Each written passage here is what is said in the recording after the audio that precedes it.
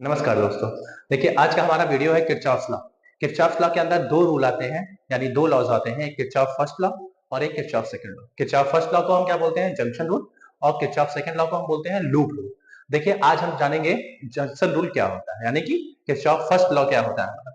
Junction rule होता है summation i equal to zero, यानी कि सारे करंट का सम जो होगा वो क्या होगा? जीरो होगा।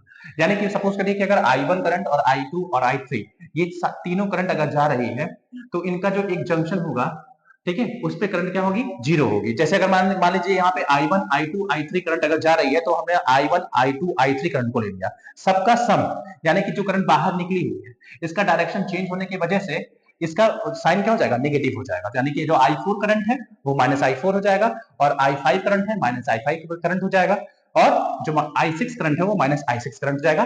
इन सब का जो सम होगा algebraic sum of I equal to zero, यानी कि इनका जो सम होगा वो जीरो के बराबर होगा। जो माइनस करंट है आपकी वो एक साइड आप सेपरेट कर लीजिए, अलग कर लीजिए, यानी I1 plus I2 plus I3 equal to I4 plus I5 plus I6। इसका ये मतलब हुआ कि सारे करंट, ये तीनों करंट इन आउटपुट करंट के बराबर है, यानी कि इनपुट करंट आउटपुट करंट के बराबर है, यानी कि जो चार्ज है हमारा आउट इनपुट का वो आउटपुट चार्ज के बराबर है। यानी कि हमारा चार्ज यहाँ पे क्या हो रहा है? कंजर्व हो रहा है। जितनी चार्ज यहाँ I1 I2 I3 में थी उतनी ही चार्ज हमारी कितनी है? I4 I5 I6 में है। यानी कि ये जो रूल है जंक्शन रूल वो आपका कंजर्वेशन ऑफ चार्ज पे काम करता है। Thank you.